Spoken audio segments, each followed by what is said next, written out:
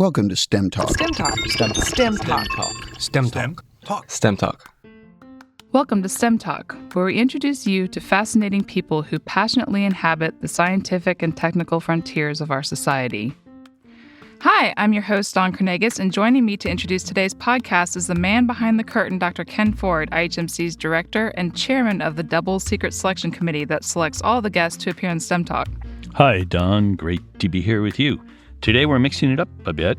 Joining me to co-host this episode of STEM Talk is none other than Robb Wolf, author of the New York Times bestsellers Wired to Eat and the Paleo Solution. Robb is a former research biochemist, health expert, and consultant for the Naval Special Warfare Resilience Program, and he was a guest on episode 27 of STEM Talk. Hey, Robb, thank you so much for agreeing to co-host today's interview with Allan Savory, who is definitely one of the more fascinating guests that we've had on STEM Talk. Oh, thanks, Dawn. I'm super excited to be here with you and Ken. Very excited you guys invited me for the interview. I've had the good fortune of knowing Allan for a number of years, and he's just led a fascinating career. He's multiple lives: an ecologist, farmer, soldier, exile, environmentalist, and international consultant. He was actually born in Rhodesia and now lives in Albuquerque, New Mexico, where he's the president and co-founder of the Savory Institute. Definitely a fascinating background. So again, Robb, thank you for agreeing to co-host this episode. Before we get to today's interview with Allan, we have some housekeeping to take care of. First, we really appreciate all of you who have subscribed to STEM Talk, and we are especially appreciative of all the wonderful 5-star reviews that are piling up on iTunes. As we announced in several earlier episodes, the Double Secret Selection Committee has been continually and carefully reviewing the iTunes reviews with an eye towards selecting the wittiest and lavishly praise-filled reviews to read on STEM Talk. As always, if you hear your review read on STEM Talk, just contact us at stemtalk@ihmc.us to claim your official STEM Talk t-shirt. Today, our winning review was posted by someone who goes by the nickname You Only Live Twice. Entitled Keep 'em Coming, the review reads, "I have no idea how you're able to persuade the most interesting people in the world to appear on STEM Talk. Actually, I don't need to know. Just keep 'em coming. These interviews have a way of making science relevant." Thank you, You Only Live Twice, and thank you to all the other STEM Talk listeners who have helped STEM Talk get up to such a great start. Okay, now on to today's interview with Allan Savory. Allan Savory was born in southern Rhodesia, which is now the nation of Zimbabwe, and went to college in South Africa where he majored in zoology and biology. After school, he worked as a research biologist and game ranger, and later became a farmer and game rancher in Zimbabwe. In the 1960s, Allan Savory made a significant breakthrough in understanding what was causing the degradation of the world's grassland ecosystems and became a consultant who worked with groups on 4 continents to develop sustainable solutions. But when the Civil War broke out in Rhodesia in the 1960s, Allan was chosen to lead an elite military squad to fight communist guerrillas. In the later days of the Civil War, Allan became a member of Parliament and the leader of the opposition to the ruling party. He was exiled in 1979 as a result of his opposition and immigrated to the United States. In 1992, Savory and his wife, Jody Butterfield, formed the nonprofit Africa Center for Holistic Management and donated a ranch that serves as a learning site for people all over Africa. He and Butterfield then co-founded the Savory Institute in 2009, whose mission is to promote large-scale restoration of the world's grasslands through holistic management. They have co-authored several books together, including Holistic Management, A Common Sense Revolution to Restore Our Environment, which came out last year. You will be able to find links to this book and others by Savory in the show notes. In 2003, Allan received Australia's International Banksy Award for the person or organization doing the most for the environment on a global scale. In 2010, he received the Buckminster Fuller Institute's Challenge Award for work that has significant potential to solve humanity's most pressing problems. The Savory Institute is also one of 11 finalists in the Virgin Earth Challenge, a $20 million initiative for the successful commercialization of ways to take greenhouse gases out of the atmosphere. STEM Talk. STEM Talk. STEM Talk. STEM Talk. Hello, Allan, and welcome to STEM Talk. Allan, great to have you here. Very excited to chat with you. Well, great to join you guys. Allan, you, like many of our guests, have traveled an incredibly varied path through life, but yours might be among the most varied. You grew up in southern Rhodesia, which is now the nation of Zimbabwe, and after graduating from college in South Africa, you became a research biologist and park ranger at the British Colonial Service in northern Rhodesia, now known as Zambia. Those must have been interesting days indeed. Can you tell us a little bit about your experiences in that role as a biologist and a park ranger? Well, to put it in context with where my life's gone now, I was just terribly excited to finally graduate and get out there into the bush, because my ambition was to work with the wildlife of Africa and, stop the poaching and save the game and manage wonderful parks and things. But reality soon set in, and I began to observe terrible degradation in wild places we were planning to set aside as national parks, and giving them protected status began to deteriorate almost immediately, and I couldn't help but observe it. And all of our management just consisted of stopping poaching and burning grasslands to provide a green flush of grass, and that was about the extent of it. But I could see the degradation under that. And so I really began my whole education over again and realized what I'd been taught at university just was not making sense with what I was seeing in the field. So I really began my education there. And that, like many other people who've probably pioneered work, I had a tremendous lot of time on my own by a campfire or just with my elephant control guards and game scouts and so on in the bush for weeks on end. Very little literature that I could read. Read avidly everything I could get hold of, started rereading textbooks and everything I could, but an amazing amount of time to just observe and think, and then to meet with other men in the field, older than I, who were concerned, and we just had tremendous discussions that you can't manufacture in a conference room or anything around the campfires. And so it was just a wonderful start. And from that, it wasn't too big a leap to be able to see that the habitat destruction for wildlife was the same habitat destruction for humans, and that had gone on for centuries. And clearly, we didn't seem to understand it. So I began becoming more and more fanatical, really, about trying to find solutions and getting awfully tired of people complaining and talking about the problems and talking about what we needed to do, but nobody knowing how to do it. So my whole life, very early on, came to be about trying to find simple, practical solutions to what I was seeing. So I couldn't have asked for a better background. When Civil War broke out in Rhodesia, you spent much of the 1960s fighting communist guerrillas. As I understand it, you led an elite unit of men that you handpicked and trained, which later evolved into the Scouts, the famous Zola Scouts. Can you talk briefly about how and why you were selected to lead this unit and your methods of selection and training? That's a long story. I was 20 years from the first shots I saw fired in anger until I left the army. We were a territorial army like Britain, not a big standing army, but a big National Guard, as you'd call it in America. And I was an extremely active member of that, often spending months and months on call when I wasn't required to, because the links I could see very clearly between fighting poachers and fighting guerrillas in the field, essentially the same. And I'd always, my second greatest passion really had been the military. So I'd done an awful lot of studying guerrilla warfare after the end of the Second World War, when the first Rhodesians were going to Britain's military academy, Sandhurst. I opted not to go, but to rather join the game department. But I had that military interest, and the connections were enormous.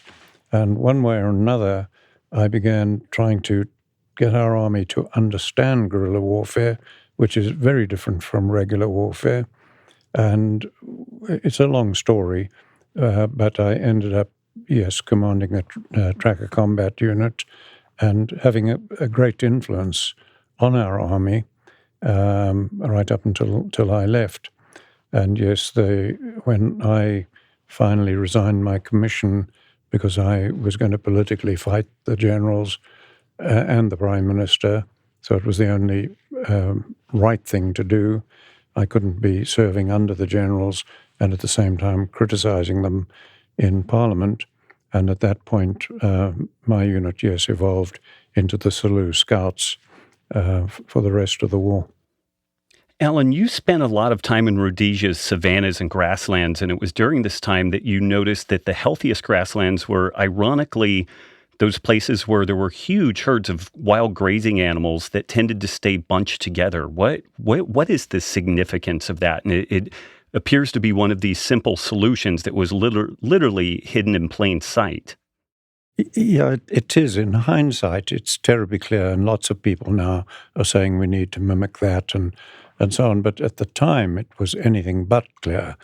And yes, I began to observe that the healthiest grasslands were where we had the most intact wild population still, with very large herds. One herd of lech we had was about 21 miles long without a break in the herd. You couldn't count them on the ground. And, I was dealing with buffalo herds and just having to say, I think there are 4,000 or I think there are 5,000. No way of counting because I couldn't see the depth of the herd. To give you an idea, a friend of mine shot one buffalo with a light rifle, a 7mm, and 26 buffalo were left dead. Those were adult buffalo trampled to death in the herd. The herd was so big. And I had another occasion where I shot one elephant and got 4 buffalo with the same shot. Not the bullet, but the buffalo were behind the elephants, and I hadn't seen that, hadn't noticed that in the thick bush. And 4 buffalo were trampled to death. And when your herds are that large that they're trampling adult buffalo to death, they're pretty large. So I was seeing that and being able more than once in a day's walk to count up to 20, 40 lions. And you just can't do that today. We get excited if we see 5 or 6 or 4. And I was seeing a connection between that and the health of the land. And then we talked a moment ago about the military part of it. That gave me an incredible opportunity that no scientists probably ever had, where I had this passion to solve the problem, had observed what I had in the wildlife areas that began to deteriorate as we protected them and removed the hunting, drum-beating people, because we couldn't have them in a national park. And then spending thousands of hours of my life tracking people in a war like that, I had night after night just lying in the bush, unable to light a fire, because we couldn't when you were tracking larger groups. And I'd be meditating about the whole day. Why had the tracking been easy today, difficult yesterday? What were the differences? And I was tracking over what we call communal land with native cattle and communities. I was tracking across white commercial ranches. I was tracking in hunting areas, game reserves, national parks. And the tracking conditions were very different in these different types of areas. So when you've got all night and you can't sleep and you're thinking about it, it's good for you. And you begin to put 2 and 2 together and build the clues and connect the dots. So the combination of what I had learned and was learning in the game department and what I was learning in 20 years of, as I say, tracking people, I was able to gradually put things together, an opportunity that literally no scientists ever had. Incredible.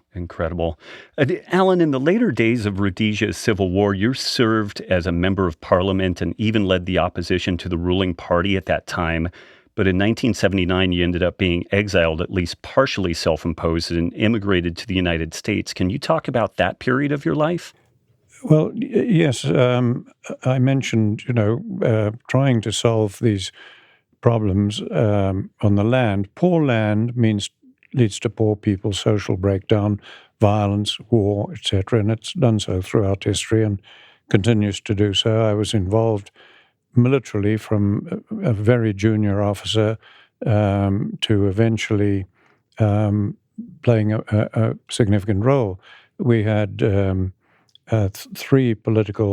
four political parties and three armies in a very messy civil war, and I ended up leading one of the political parties and, of course, playing a long role in one of the armies.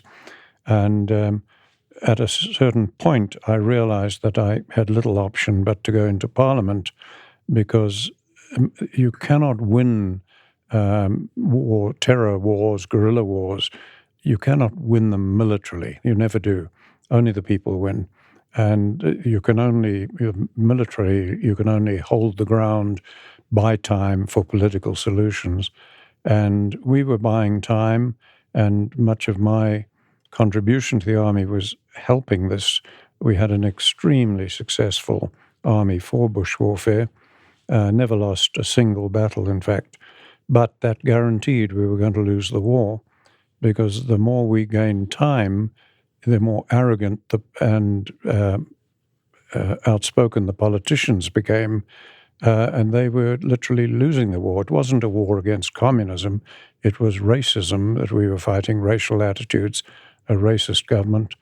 And so I realized if we're going to have any hope at all, I've got to go into Parliament and start opposing not only the Prime Minister, but the generals and what they're doing, because they were beginning to lay minefields and have concentration camps and all sorts of things that you should not do in that form of warfare. And so that's what got me into Parliament. And I joined the party in power, because there was no way to ever get them out of power except by war, whether we were white or black. So I penetrated their party, then crossed the floor in Parliament and redeveloped the Rhodesian Party, which had been led by a friend of mine, Sir Roy Walensky, and he had been politically destroyed. The party had been destroyed, so I resurrected it and led that up until I was really obliged to go into exile 6 months before the end of the war. So it an exciting time, an interesting time. I'm glad I went through it in many ways, because it gave me the perspective I do have today. You've certainly led an interesting life. It would seem that you've taken on numerous difficult positions and never shunned a painful choice or a controversy.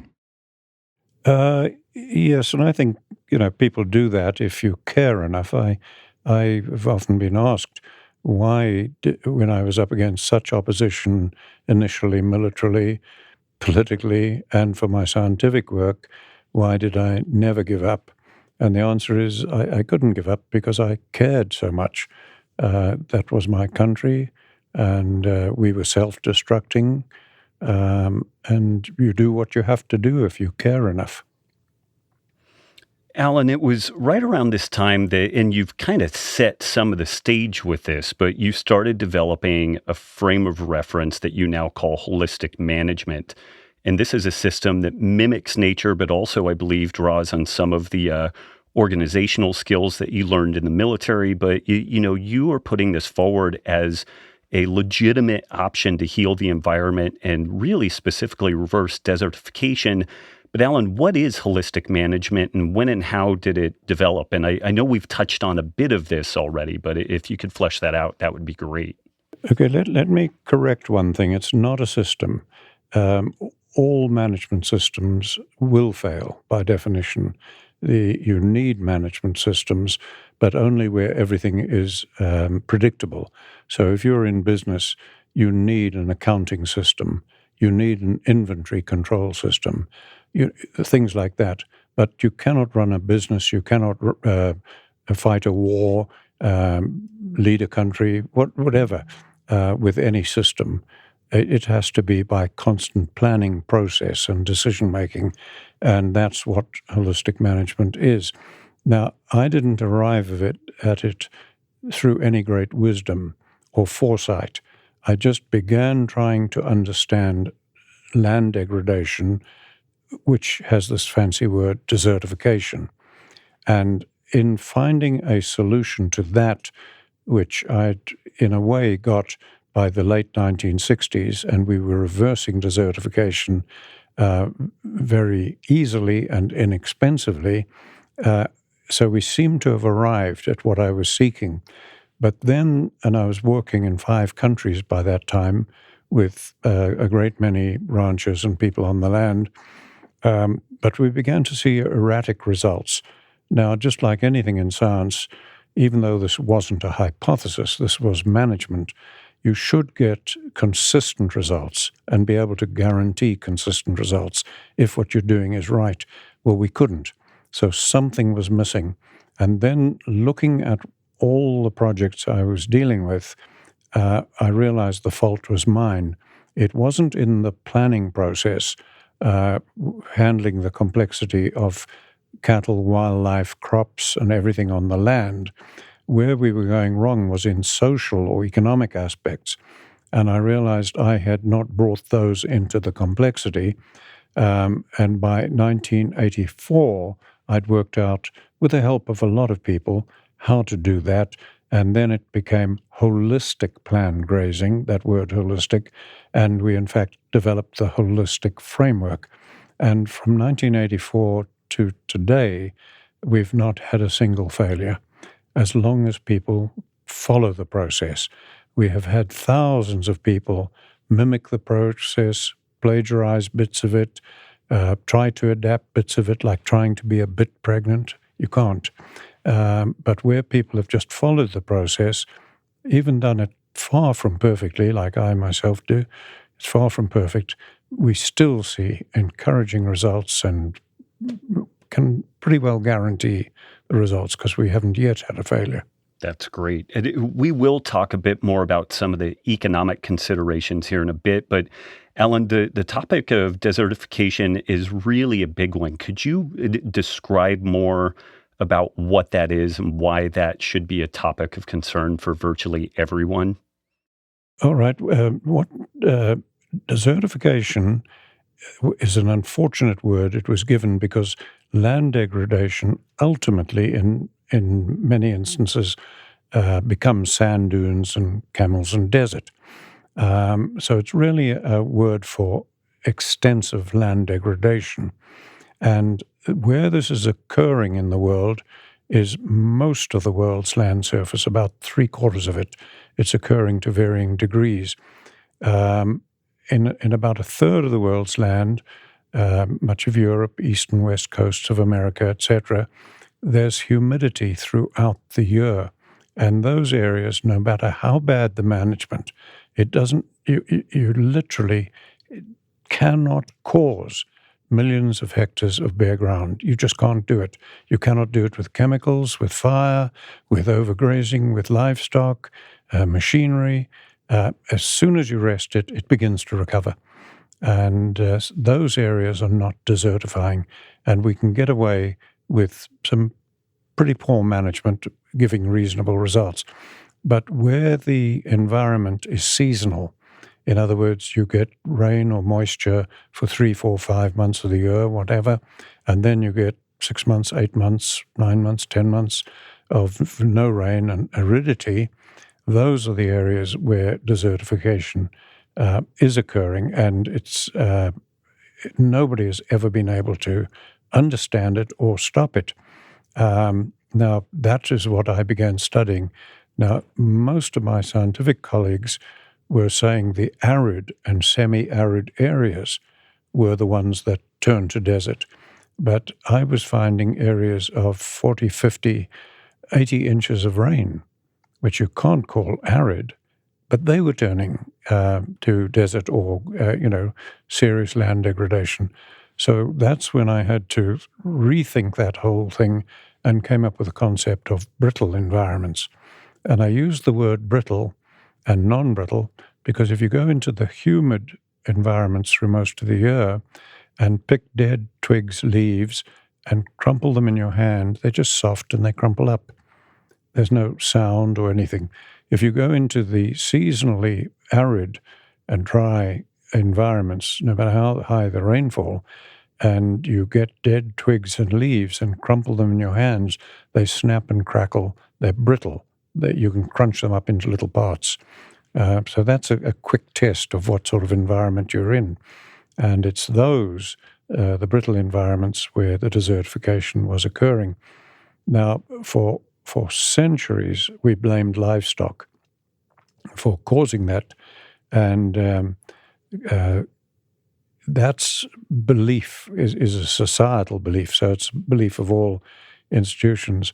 And what I was first seeing was desertification where we had no livestock. So that didn't make sense. And then when I got to America, I found vast areas of land with almost no animals on them, desertifying as badly or worse than anything in Africa, including national parks here where all livestock had been removed for nearly 100 years. And yet the deterioration of the land, the bare soil capped with algae and black crusting and eroding, deep erosion and gullies, was as bad as anything we have in Africa. So clearly livestock were not causing it, but that is the public's belief that they cause it. You know, if you think about it for a moment, for climate change, two things are most blamed: coal and oil and livestock. Those are so fossil resources and livestock. But just your common sense and will tell you those are resources. We're going to need them for thousands of years to feed people, sustain people, produce products. It is management that chooses to call coal and oil fossil fuels and burn them at a rapid rate, polluting the atmosphere and leading to climate change. It is management of livestock, as ranchers manage them all over the world and pastoralists have for centuries, and now, as we do, putting them in industrial feedlots. That is all a management issue, and all of that leads to desertification and climate change. What we should be looking at is management, but we're blaming our resources. And we've simply got to get the focus to twist back onto management, which is the issue. Now, in regard to why desertification is so important, just look at what's happening today from North Africa. If you take the vast area right across North Africa and up into China, that whole area is desertifying seriously. Much of it has been doing so for 10,000 years or more, and just getting worse and worse and worse. And that whole area, only livestock properly managed can reverse that, and only from livestock can we support people, produce food and fiber.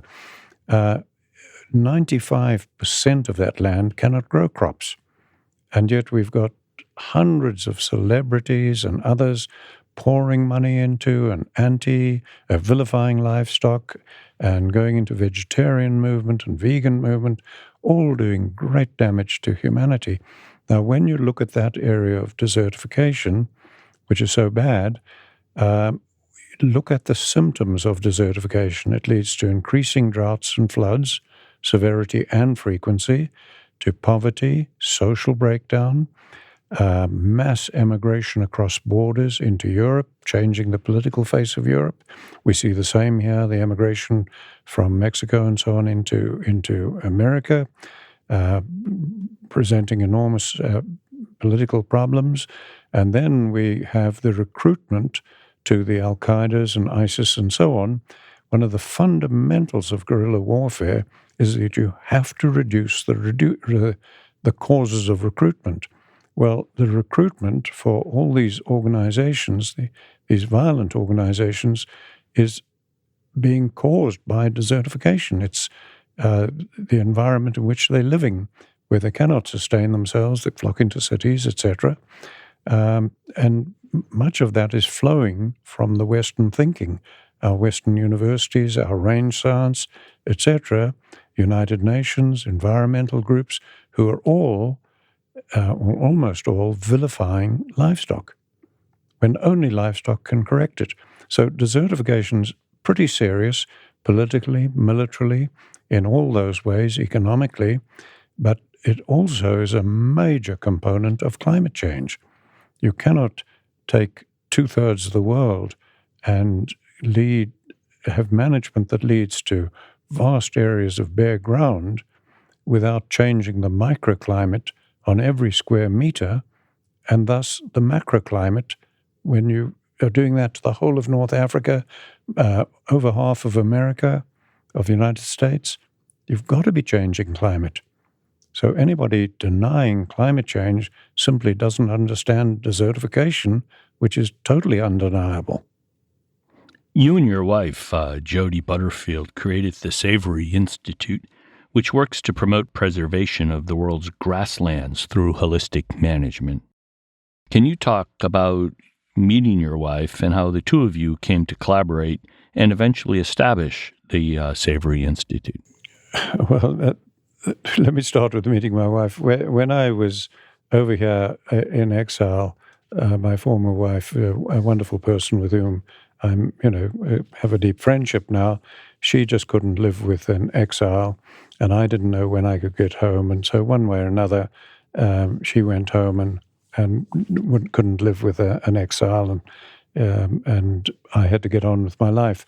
And then I met my present wife when she interviewed me, and she was an agricultural writer, freelance writer, and she interviewed me, and she interviewed and went on the land with early ranchers that I was helping in the United States. She got terribly excited about the results she was seeing, which was very different from everything she'd ever written and observed, writing for the New Mexico Cattle Growers or Stockman magazine. And so we ended up, after our first interview, corresponding, and just really got to know each other through correspondence, because I was working into South America, living in the Caribbean, not living in America, and coming into America and out. So we corresponded, and gradually over correspondence realized, hey, something else is developing here. So we got together again, and now we've had a long, happy marriage. And she's as passionate about this as I am. Sounds like a great team. Allan, could you say a little more about the activities and goals of the Savory Institute? Well, you mentioned a moment ago the strategy of trying to reverse the desertification on the world's grasslands. We live in a short soundbite society. It's very difficult to get people to discuss something for more than 5 or 10 minutes without their eyes glazing over. And so holistic management and the holistic framework is so profound and important in every sphere, but you cannot get that over to people. So we had to adopt a strategy of saying, well, let's focus on the low-hanging fruit, to use that jargon. Let's focus on the world's grasslands first, because those are the easiest to heal, the quickest results, the least cost, the most urgent if we're going to seriously address climate change ever. So we'll focus on those, and that'll help us to get a deeper understanding in the public mind of the need for management to be holistic, and then we can push the other aspects. So the focus is on the grasslands as a deliberate strategy, but meanwhile, some of us, and myself included, keep trying to get the public to understand that two things are vital if future generations are to have any hope. The one is we have to stop vilifying livestock and accept that without them, desertification and climate change simply cannot be addressed. And I know that's a dogmatic statement. I've been saying it for a long time, but no scientist has come forward in 50 years and explained where my logic or my science is wrong. And I wish some would, because if they could completely destroy me, they'd do the world a service.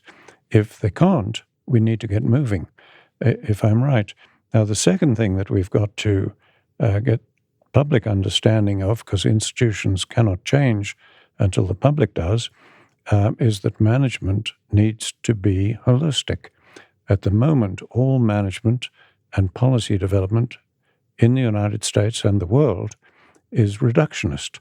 And that is leading to endless unintended consequences. A policy on drugs increases drug use, spreads violence across the borders. The policy on terror spreads terror and enormous financial cost. There's the policy on noxious weeds. We spend $1 billion every year. We haven't killed a single weed in a single state, but we keep doing it. It doesn't matter what policy you look at. We get disappointing results and unintended consequences, and that's because they're all reductionist, and the world is holistic. But we're in the early days of that paradigm shift. But the moment the public understand that and insist that policies be holistic, then you're going to see amazing change. Just like the moment the Wright brothers flew, we got the principles of flight, and within 70 years, we were on the moon. The moment the public accepts that management needs to be holistic, we've got so much knowledge in our universities, our organizations, our government agencies, our environmental organizations.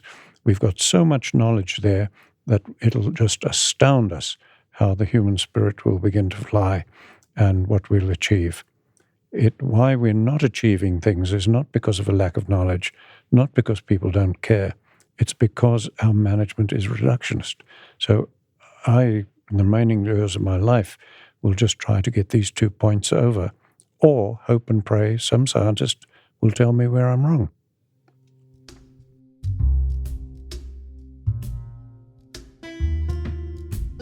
STEM Talk is an educational service of the Florida Institute for Human and Machine Cognition, a not-for-profit research lab pioneering groundbreaking technologies aimed at leveraging and extending human cognition, perception, locomotion, and resilience.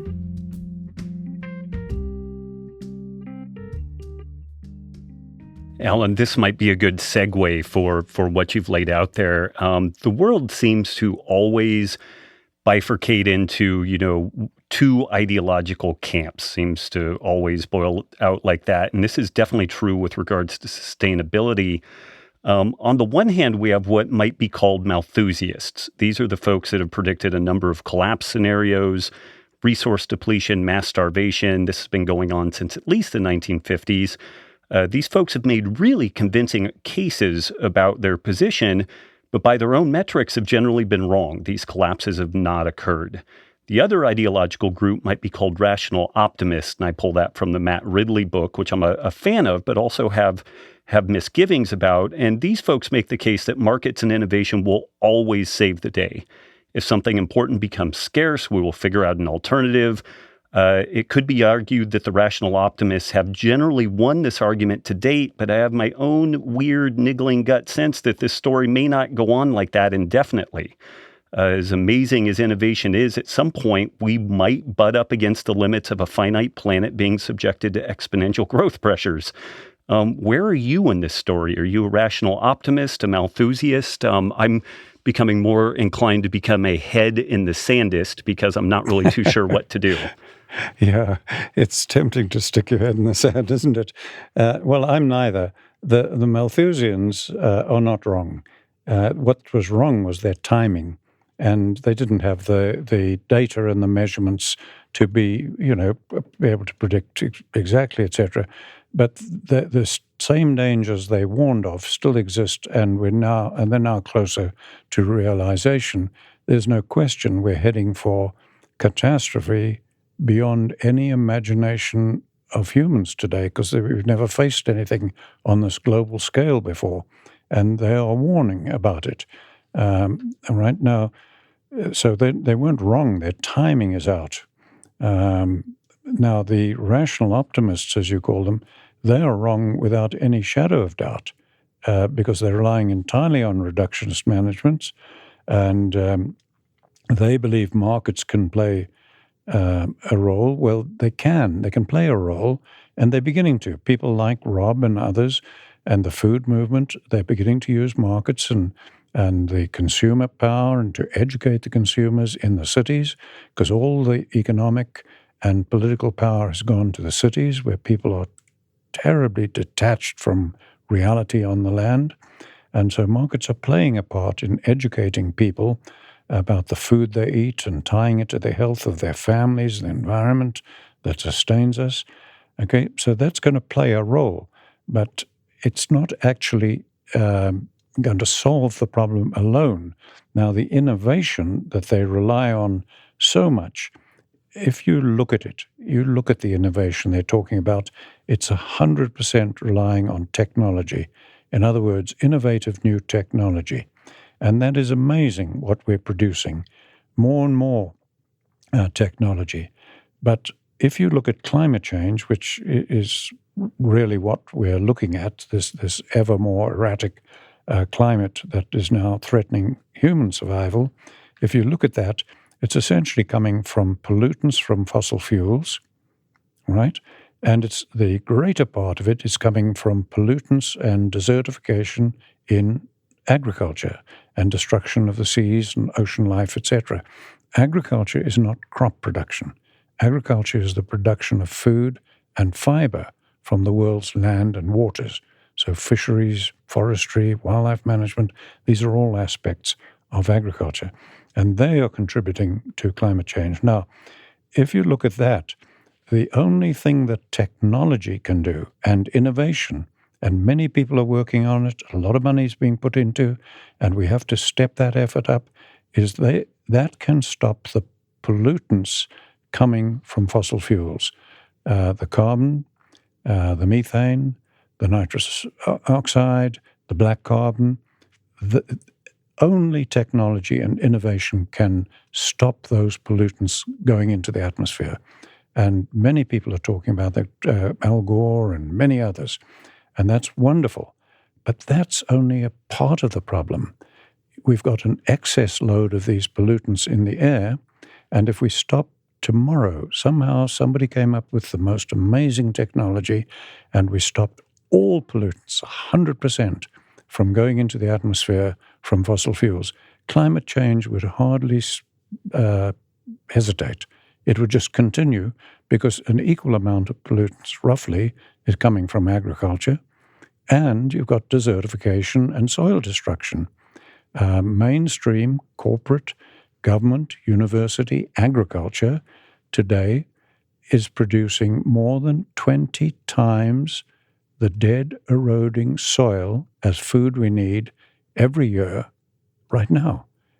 And that is destroying ocean fisheries, continental shelves, silting them, that soil destruction. It's the most frightening statistic in the world. Now, that stopping the contribution to climate change, pollutants and land destruction from desertification, agriculture, that is incapable of technological solution because it's a biological problem. I seem to remember you mentioning that if you were to calculate the value of U.S. farmland and how much of it we lose, that arguably that could be the most valuable export that we have currently, and we don't get any value from it. Yeah, and that's not original from me. I took those figures originally when I came to America. I just took them from the Soil Conservation Service. At that time, they estimated that the soil leaving from the croplands of America, which is only 20% of the ground, the rest, the 80%, they weren't looking at, really. So the soil leaving the croplands, they estimated to be a train load of rail cars 116 miles long, leaving the country every day. So, yes, I often used to ask people and say, what's America's biggest export? And they would say grain or timber or whatever. And I'd say, no. It's just eroding soil. Wow. Allan, I've been fortunate to be able to be pretty close and center to a revolution that's been happening in medicine. There's been an adoption of some evolutionary templates in the research and treatment of chronic degenerative disease. Without this central paradigm of evolutionary medicine, the discovery and treatment processes have pretty much been disjointed, incredibly expensive, quite ineffectual. They chase symptoms in lieu of finding solid solutions. Do you see a parallel here with sustainability in food production? And I guess not to ask too leading of a question, but how can this evolutionary framework perhaps inform our approach to a sustainable future? Well, yeah, I see a tremendous parallel. I mean, this is what we're doing through management altogether. And, what we do, we can have all the theories we like, whether it's evolutionary medicine or holism or whatever. At the end of the day, ultimately, it comes down to management, what we do every day. And, most management, people in their families and everything, when we make decisions every day, if you think about it, we're trying to improve our lives. And we often do in some respects, but we get unintended consequences. And so it's not going to help us to have an evolutionary framework, which is theoretical, or a holistic theory, which Smuts gave us in 1926. What we have to do is to say, look, we're deeply in trouble. What we have to do is begin to make every decision better in management. Now, think about it for a moment. Everything we make is a resounding success. It doesn't matter whether we look at computers and cell phones and musical instruments or whatever we look, planes, bombs, everything we make, bridges, buildings, we're just getting better and better at it, more and more successful, more and more innovative. Now, everything we make is not complex. Even our space exploration vehicles that are complicated way beyond my understanding, they don't involve complexity. They're not complex. Even when we look for alternative energy sources today, like generating alternative energy from solar power or wind, we are just making electricity from wind or solar power. We're not dealing with complexity. And that always involves technology. It always involves expertise, etc. But if you look at what we manage from our families, our churches, our religious organizations, oceans, fisheries, forestries, whatever you look at in management, right across the board, all human endeavor, if we're honest with ourselves, we're running into trouble. One thing after another hitting us, like one tsunami after another hitting us. And that is what we've got to focus on, rather than theorizing about anything. We need to just start managing that complexity. And it's that accidentally, as I said earlier, not through any wisdom, while trying to solve the desertification problem, I accidentally hit on a way to begin to manage complexity. And I hope it won't stop there. If we could get thousands of good minds involved in it now, we didn't stop with the Wright brothers plane. We don't fly in planes like that now. So when we can get human creativity behind the holistic framework, hopefully we can, produce astounding results now that we've learnt simply how to manage complexity. So that really is where I really believe we've got to focus. Shifting gears a little bit, many people are surprised to learn about the importance of the predator-prey interaction in the holistic management process. Can you talk a little about that? Yeah, this was one of what I call the missing keys that led to the development of the holistic framework. Now people are sort of overplaying it and talking about it way out of context. It was just simply that I realized that those healthier lands I had seen were healthier because they had thousands of large grazing animals, and that those large grazing animals were not destroying the land as scientists believed because of overgrazing plants, etc. They were constantly moving. And the reason they were generally moving was because they were in the presence of pack-hunting predators be they wolves or wild dogs or hyenas and lions and so on. And the only defense, or the main defense they have against pack hunting is to get into herds, because all the pack hunters are afraid of the herd. They will not tackle the herd. They're terrified of it. And they have to get animals out of the herd to kill them. And you see this in wonderful National Geographic and other television programs frequently. You'll see lions or whatever trying to get an animal out of the herd, and then they can kill it. And so that concentration into herds, I could see, was leading to the animals having to move on constantly because they were dunging and urinating all over their own food. So when you've got thousands of animals on the land dunging and urinating, and they don't like to feed on their own feces, just like we don't, all animals basically don't like to feed on their own feces, they had to keep moving. And then as the feces, dung and urine weathered, and dung beetles took the dung down, and the sun worked on it, and the rain and the wind and everything, then it was fresh to come back on. And so it was that movement induced by the pack hunting predators. A lot of people now are saying we've got to mimic the migrations. No, most of the animals don't migrate. In the parts of Africa where I was working, we don't have migration. But the animals were in herds, constantly moving within large home ranges or territories. So it was a key concept to help us develop the holistic framework. Now we need to move on from that. We cannot bring back the vast herds of animals, the freedom to roam, the enormous packs of lions and wolves. So now we have to do the best we can by mimicking that with livestock, and we've worked out how to do that with holistic planned grazing, and you can do it on small properties or large or whatever size, or you can combine properties, and you don't have to have all the very large herds and the tremendous freedom to roam. You don't have to have that. So it's got a little bit out of hand now.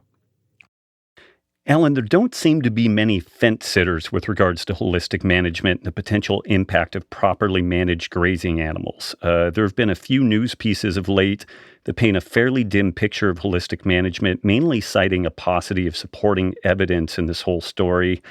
I'm biased in this. I know several ag programs that you work with, and they seem to both have the data and the strong personal conviction about holistic management's potential. But can you unpack this story for listeners? Like, why is there this constant battle over this topic? There's no mystery to it. If you just study the social science research, systems thinking, and how what are called complex soft systems function. These are human organizations. They're complex. So nobody's being bad. It's absolutely normal. It's happened from Galileo on till now. It's never changed.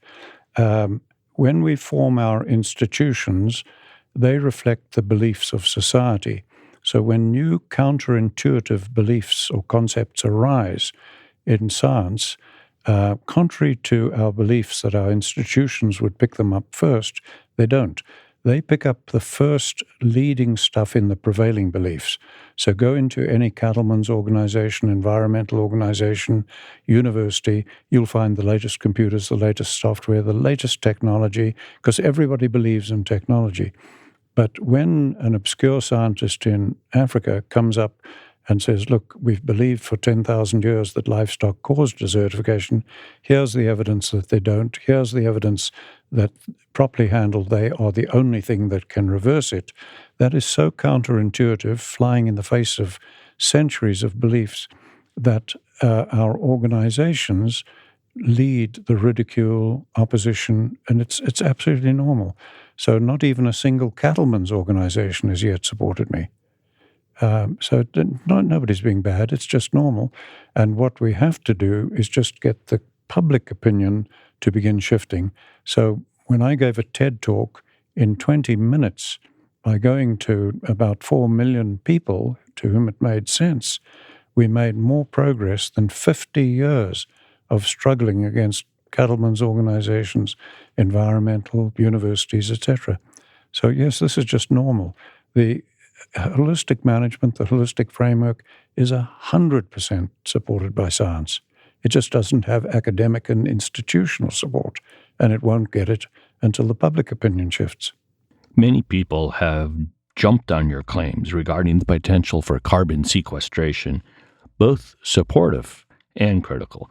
Could you elaborate briefly on your views of the efficacy of carbon sequestration in the framework of holistic management?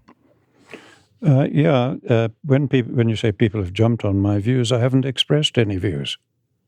That's a short answer. If you look at the TED Talk, I said, people who understand this far more than I do claim the following. And then I gave their figures. I've kept largely out of that argument because we are wasting time. As I try to have put it in many public talks, I've said to the public, look, let's assume something that is not right. Let's assume that the grasslands of the world and the agricultural soils of the world could absorb no carbon. Untrue, but let's assume it. Let's assume that cattle put out 100 times the methane that they do. It's untrue, but let's assume it. And let's assume that every human became a vegan and we never ate meat again. So let's take those as a given. And then I simply say to the audience, now what would you do about climate change? And there's absolutely nothing you can do. Humanity's doomed. We have to use livestock and science, as we do with the holistic framework, and we have a hope for humanity. And it doesn't matter how much carbon they can absorb. I believe, I don't have the figures, I believe that the grassland soils and the agricultural soils are going to absorb far more carbon than most of the soil scientists are understanding at the moment. That's just my belief. Allan, what's in this for the farmer? Like, what are the largest benefits you see for farmers experiencing, the adoption of a holistic management framework? And somewhat related to this, I've noticed that few of the sustainability discussions coming out of academia and media ever talk about economic stability, particularly within developing nations. Could you talk about what's in it for the folks adopting this practice? I think, in some ways, that's well illustrated by the first time Jody, my wife, and I went to Australia for a book signing. We were met by 300 farmers and ranchers, families from all over Australia except Tasmania, from every state in Australia. And many of them thanked me, and they were all reporting incredible successes, data they were gathering, etc. And what thrilled me most, and I still remember, was about 6 of them, different families that came up to me and said, thank you, privately. And I said, what are you actually thanking me for? And they said, you saved our family. They didn't say the farm or anything else. But by beginning to manage holistically, putting together the economic situation, which is so bad in many farms and things, the social issues and the environmental, it saved their family. And that was exciting to me. Speaking of farmers, Joel Salatin of Polyface Farms is a big proponent of holistic management. Joel gave a terrific talk here at IHMC a few years back, and he credits your approach as a key element to help him transform Polyface Farms from an uneconomic farm into quite a prosperous operation, which serves as a model for many other diversified farm operations around the world. Joel's an extremely capable, efficient, able guy in his own right, and a damn good writer and speaker. And what he's achieved is pretty well his own effort. It's kind of him to credit me with any of it. I'm sure bits of thinking have helped him, but Joel's very much his own successful person. And yes, he has been a model for many people, and he will continue to help many people. On small farms in a fairly humid environment, some of the things Joel's doing would not transfer readily to millions of hectares of 50 millimeter, 100 millimeter rainfall, such as we have to deal with desertification. But no, he's doing a wonderful job. Indeed. Allan, are there any specific conditions that you could see the adoption of holistic management in agriculture proceeding either faster or slower around the world? Like, do you see certain places that are more open to this process? And then what are the places that are going to be significant speed bumps to get this enacted? I don't really know the answer to that at all. I'm seeing similarity everywhere, in every country, and we're dealing with many countries now on 6 continents. In every country, the resistance is from international agencies, organizations, etc., as we've talked of. The progress is coming from leading, thinking farmers, ranchers, and pastoralists, and it's the same everywhere. And in any one of them, you see rapid change once people understand the process and begin to move with it. Now, because of that, we need leadership, and people keep calling for politicians to lead, etc. They are not understanding complex organizations. Politicians absolutely cannot lead. Universities cannot lead.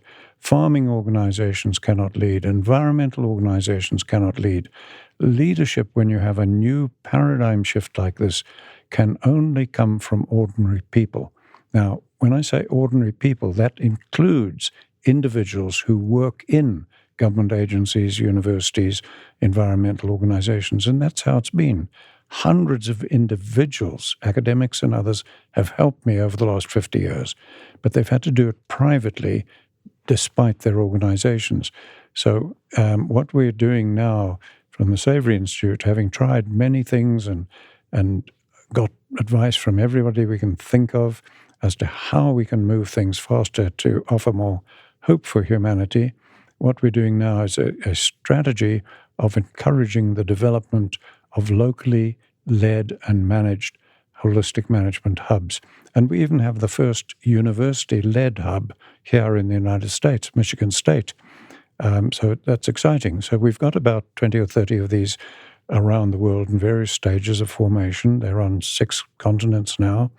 And they're ordinary people coming from environmental organizations or other organizations, farms, pastoralists, are just getting together, beginning to manage holistically, gather data on the ground, provide training, try to keep the training and the materials up to date and advancing all the time. So that's happening now. And I honestly can't think of a quicker way. You know that old saying, the only way to drive cows fast is slowly? Allan, in 2016, you and Jody released your book, Holistic Management, A Common Sense Revolution to Restore Our Environment. This is a revised 3rd edition of your 1990 book. You and Jody wrote Holistic Management, A New Framework for Decision-Making. The subtitle of your new book is quite a bit different and seems to have a more urgent message. Could you talk about why you chose to revise that subtitle?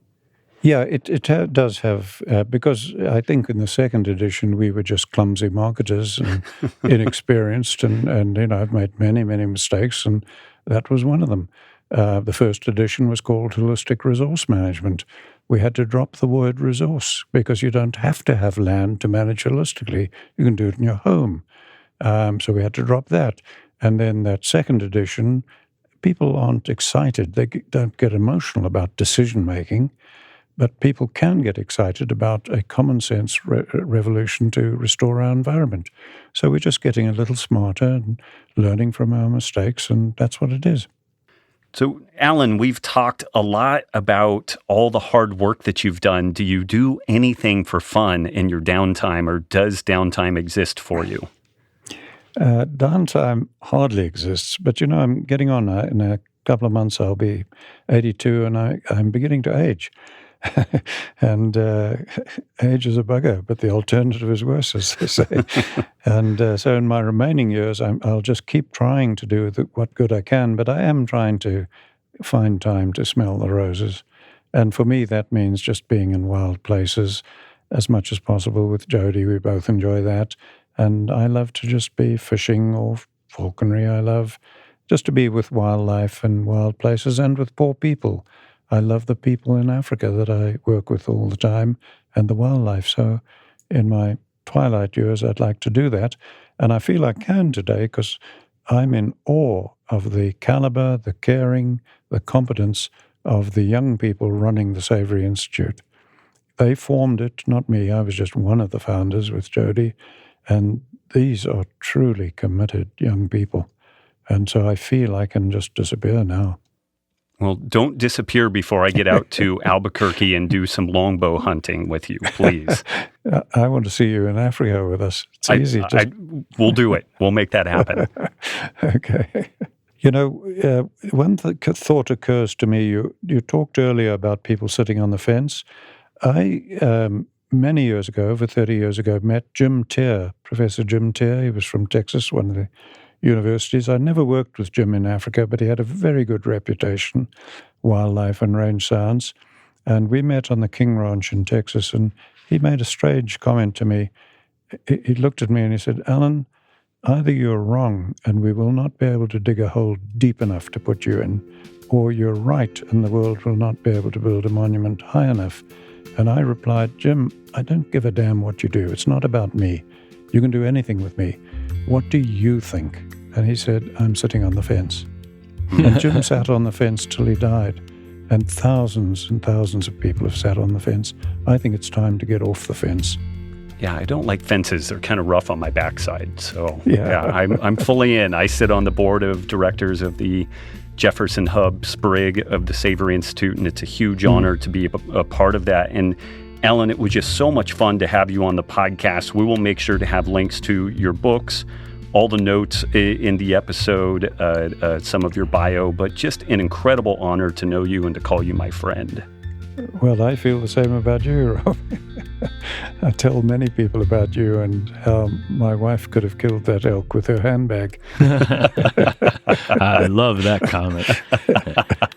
Allan, you've certainly had a fascinating life and career, but as I listened to you, I was struck by how much you've worked, essentially to leave the world a better place. And I just want to say thank you. Well, thank you guys for helping spread the word. STEM Talk. STEM Talk. STEM Talk. Well, that was certainly an interesting conversation with Allan Savory, and I'm confident that the Double Secret Selection Committee is pleased with its choice. As Rob mentioned earlier, this guy has done everything. Soldier, legislator, we won't hold that against him. Scientist, and he's working on one of the most important and underappreciated problems in the world right now.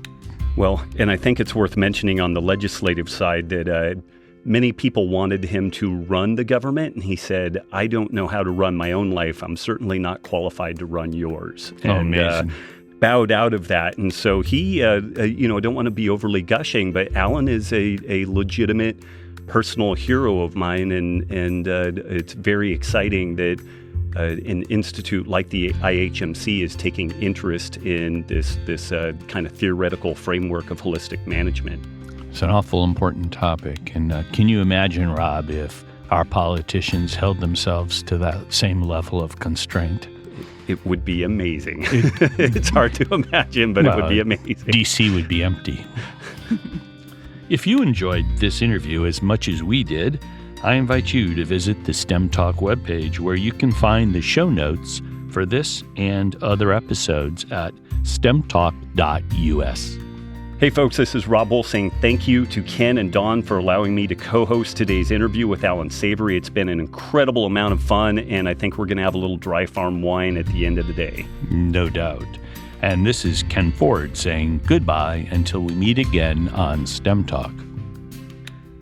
Thank you for listening to STEM Talk. We want this podcast to be discovered by others, so please take a minute to go to iTunes to rate the podcast and perhaps even write a review. More information about this and other episodes can be found at our website, stemtalk.us. There, you can also find more information about the guests we interview.